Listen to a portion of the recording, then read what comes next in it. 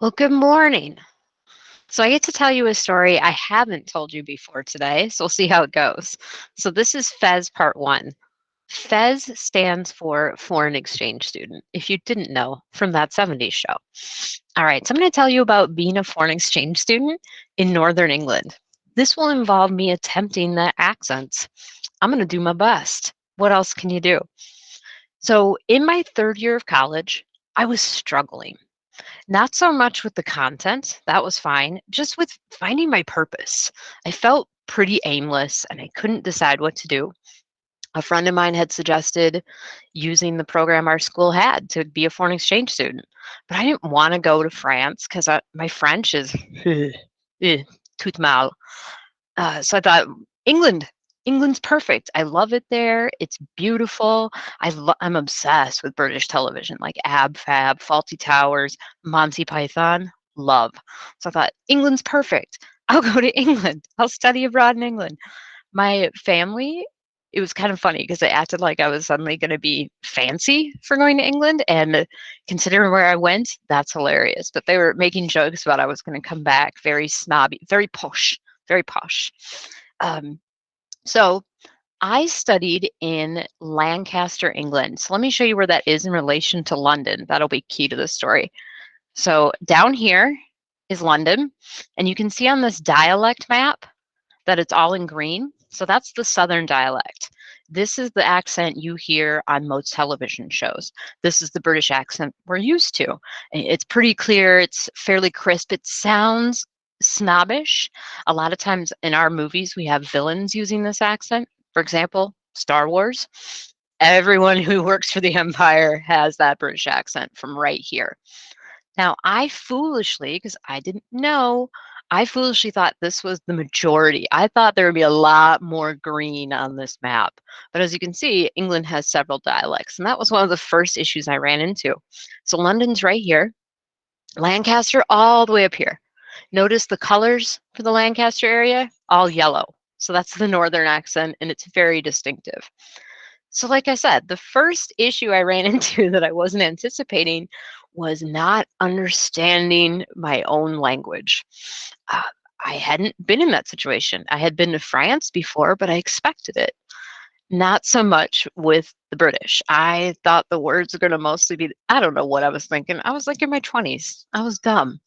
So I thought a lot of the words were going to be the same, or that I knew the slang already because I watched so much British television and I knew a lot of it, but not all of it. So the first thing with the Northern dialect that I ran into trouble with was not only how they talk, because they speak very quickly and with this thick Northern accent. So let me give you an example. I'll translate for you. Is that your girlfriend? She's attractive. That sounds like this in Northern English. Like, that your bud?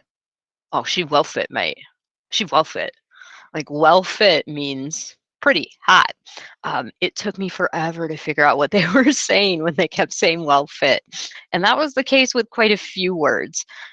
In Northern England, they don't really say hello or hi, kind of like how we say, how are you today? And we don't really expect the other person typically to actually tell us that we just expect a good. It's a pleasantry, and then we move on. They do that even faster in Northern England. It's like a drive-by hi.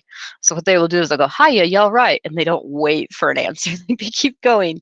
But I was still in that Midwestern training of you must reply, not bad.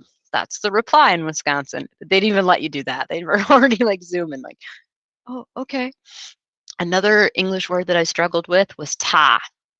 In Northern England, they use the word, or I should say sound. It's not even really a word. They use the sound ta for thank you. Yeah, it's okay. They use it for like everything. So if you say thank you when someone gives you change at a restaurant, they're like ta. And it took me a while to figure out what ta meant. It basically is like, you're welcome. It's all good. Or it can be thank you. You can use it both ways. I already was in trouble on the first day. So I went to England with my friend Amanda. So we're in London and we're about to take the train up to Lancaster. And I had my first slang incident at the train station. Here's what happened, and it embarrassed me. Feel free to laugh. So there was this boy and his father eating fish and chips out of a newspaper. gorgeous. It looked like a gorgeous meal, just having a lovely day. And I'm kind of hanging out with my friend and kind of watching them and just enjoying, my first day in a new country. So excited. But my friend is driving me nuts. We've already figured out the train, I thought, and she's still every new train that comes in going, "Oh, it could be this one. We should get on this one. Are you sure it's not this one?" I'm like, "Girl, it's not." It says on the front. So we're kind of getting in an argument, but there's a little kid there. So I want to tell her off, but I want to do it without being, bad. I don't want to use swear words. So I think that I modified my language to sound very appropriate, and I did the opposite. So I informed my friend, "You know what? You should just kiss my," and I started to say Ash, and then I switched it because I thought, nope, little kid there, watch your mouth. So I said, "You know what? Kiss my fanny." Because over here in our dialect, fanny means butt. It's like an old fashioned saying for it. Oh my, I knew I had said the wrong thing. You've been there. You know when you've said the wrong thing. People's faces, they tell you. The little boy looked delighted. The father looked shocked. And my friend goes, "Oh God, what? Don't say that." I'm like, "What, Fanny?" And she goes, "Ch-ch-ch-ch." I'm like, "What? What?" And she goes, "That word over here means lady parts." And I'm like, "Oh no." So that was another dialect issue. English University is also structured different, and so it took me a minute to adjust to that. Their pace is slower, to be honest, and I wasn't used to that. I'm used to, just keeping the pace throughout the whole quarter. In England, they even give you an entire week before your final test and before all your papers are due, and it's called reading week. They give you the week off of classes to do your work. This blew my mind. To me, it was like, this is a lot of downtime. Like, shouldn't we be learning? Also, how they would do discussion in class was different. They were very surprised when I would want to answer questions because that's what discussion is, right? No. Like in England, it takes them apparently a while to like warm up to that. Whereas I'm used to American school where you read, if you're an English major like I was, you read the piece, you're ready to analyze it, you're ready to discuss that day. These folks were still like reading through the piece. And I'm like, how can you talk about something if you haven't read it? It was very confusing. The last two things that kind of threw me when I was a Fez was my flatmates. So it took a minute. I'd never lived with them this many different people. And so it was a bunch of foreign exchange students. A flat is an apartment. So we shared this dorm on campus that had a common kitchen, a common bathroom, and then we each had individual rooms. Half of my flatmates were from Wisconsin, like me, and the other half were from the island of Cyprus, which used to be a British territory. And they were there to become school teachers. They had been there for a year. So they had, this was their second year of college in this dorm. So that, it was their territory. I don't like it when things are awkward. Like, who does? But I hate it when people like aren't friendly, as I feel it's so important. So at first, these folks I felt very unfriendly. Like they wouldn't say hi. Whenever we would try to talk to them, they would just stare like that and then go into their room. It was so confusing. And they speak Turkish and Greek in Cyprus.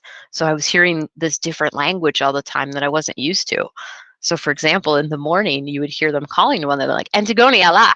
And in Greek, that means "come here" or "bring it to me." So it took a minute. Here is the thing that bonded us, though, and it's my last issue and how I'll start to end this story. So, the food in England, there was a comedian, I forget who, but he said the Germans should have bombed them with cookbooks. And yeah, that's accurate. You think cafeteria food is bad in America? You should try it in England. They would put things on my tray where I was just like, it's just that's just goo. Like, what is this? So, one of the ways I was able to break the ice with my Cypriot roommates was I enjoy cooking. So I went to the grocery store one day, bought everything for a meal. I wasn't sure if they were Muslim or not. So I was like, let's go with chicken. Chicken's universal. So I cooked them up a big dinner and invited them. And that's what broke the ice. And they told us that the Americans they had had living with them before stole all their stuff, were just rude, were violent as well. And I was like, yeah, we're not all like that. So they thought all Americans were like that. Not everybody. So the food bonded us. After that, we started making meals a weekly thing. Like we would have a supper at least one night every week, and it was great. And I learned a lot because I had never had hummus before, for instance. Like, believe it or not, back then that was pretty exotic. You didn't see that in a Wisconsin grocery store. I'd never had it. And these ladies made it fresh. So, oh, so gorgeous. And then they taught me how to make it. Wonderful. It became that was one of my favorite things about England was meeting these ladies and getting to hang out with them and learning Cypriot dances and Greek slang and stuff like that. So that was the turning point in my English experience. Next time, I'll tell you what else happened when I was in Northern England, as this was my, I almost said first marriage, but I'm not married again yet. I'm engaged, but there we go. So next time, I will tell you about part 2 of FES.